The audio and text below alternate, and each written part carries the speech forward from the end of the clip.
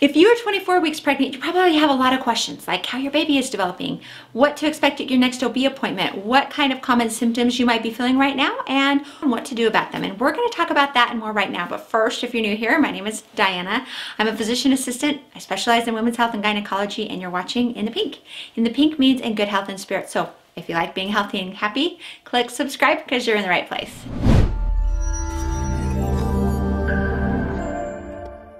So you are 24 weeks pregnant, which means you are now 6 months along and you only have 4 more months to go. And if you like to count by weeks, that means that you only have 16 weeks left. And when you look at it that way, you'll see that you really are getting close and that you have a lot to do before you bring that baby home. So right now, your baby is about 11.5 inches from head to toe, and they usually weigh about 1.5 pounds. They're developing more and more fat under the skin, which helps your baby look more like a baby on ultrasound. This also makes the skin appear less transparent and more pink. They now have eyelashes and eyebrows and hair on their head, but their hair doesn't have pigment yet, and so it looks very light or white, but the pigment will eventually start to show.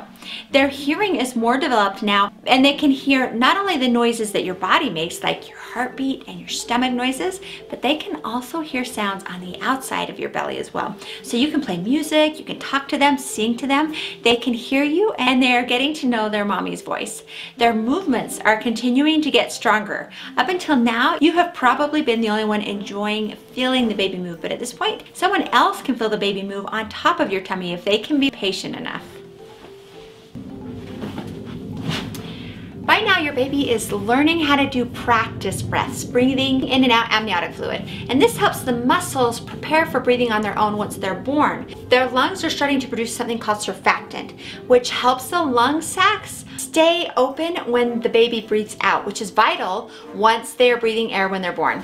Week 24 is considered the age of viability. And I talked a little bit about this in week 23, where I mentioned that at 23 weeks, if your baby were to be born, your baby would have about 1/3 chance of surviving. And out of that 1/3, about 60% of the babies would have some degree of severe disability.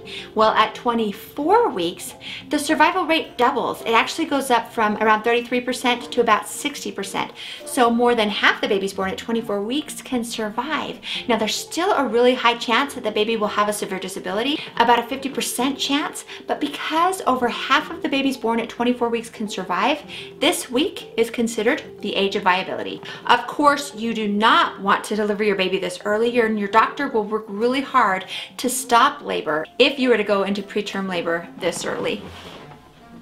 Most OBs like to see you at about 24 weeks, and this is often when they will perform your gestational diabetes screening test.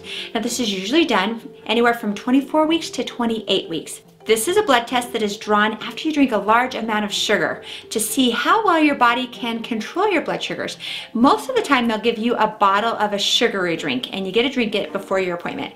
It tastes like a really sugary, flat Sprite. It's just okay. If your blood sugars look good, you've passed the test and you don't have gestational diabetes. If your blood sugars run high, they may have you come back to do another test to look closer at your blood sugars. If you have gestational diabetes, your OB might put you on a special diet to help you control your blood sugars, or they might have you take insulin shots to control your blood sugars. It's important to keep your blood sugars under control while you're pregnant.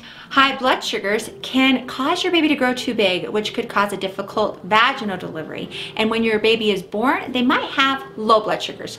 If you do have gestational diabetes, that does not mean that you will have diabetes after the baby is delivered. But studies show that women with gestational diabetes do have a higher chance of developing regular diabetes down the road. So just something to be aware of. Another test that your OB often does at the same time as your blood sugar test is something called a CBC, or a complete blood count. This test screens for a few things, but particularly in this case, they're looking for anemia. Anemia is fairly common in pregnancy, and if you have it, you might need to take an iron supplement to help manage it. If your OB or midwife recommends that you start taking iron supplements, be aware that iron can cause constipation. So you'll want to stay on top of that. that. Make sure to get plenty of fiber-rich foods in your diet, so like veggies, fruits, beans, oats, and quinoa is really good for that too. I haven't talked about leg swelling in my earlier videos, so let's talk about that now. Now, not everyone gets leg swelling in their pregnancy, but most do. About 75% of women do.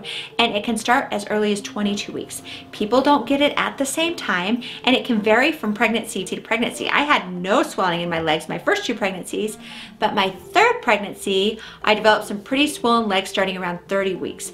My 2 kids thought it was fun to play, let's make funny pictures with mommy's ankles, which I let them do because in a crazy sort of way, it was almost like a leg massage. Ankle swelling is caused by excessive fluid that pulls in our legs and ankles and feet. We have extra fluid because our body is making more blood to support the pregnancy and the delivery. It's not uncommon to have worse swelling in the summer when it's really hot. Or if you've been standing too long, you can help with swelling by walking frequently, elevating your legs above your heart, and if you can, get compression stockings. You can get your OB to prescribe them if you want, or you can just purchase them. I recommend getting the kind that go above your knees, the thigh-high ones, not the ones that go below your knees. Now here's some, oh, and I will link to those in the video description. Now here's something that you need to be extra aware of. Ankle swelling in both ankles, considered totally a normal thing in pregnancy. However, if you develop ankle swelling in just one ankle or one leg, you could have a blood clot, which is not normal. A blood clot in your legs can travel to the lungs, which is called a pulmonary embolism, which can be life-threatening. So if you have ankle swelling in one leg or one ankle, you need to have it checked out right away. And also keep an eye out for pain in one leg, redness, or heat just in one leg. These are symptoms of blood clots. It's time to start thinking about your maternity leave. If you're working, look into what your maternity benefits are so you can start planning for that. It's also getting time to start thinking about prenatal classes if you're interested in that.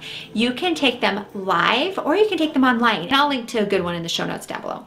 You'll want to start preparing your house for when the baby comes home. This is often something that you're naturally doing without even knowing it. It's called nesting. We tend to naturally want the home to be clean, organized, and baby-proofed. And it's a good time to start doing that now when you're still feeling good and have enough energy and your tummy isn't too big. You also need to start thinking about where the baby is going to sleep.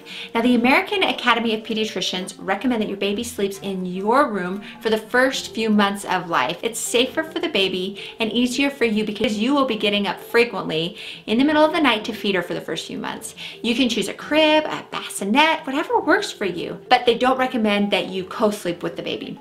As for other pregnancy symptoms, I've talked a lot about them in my earlier 2nd trimester videos.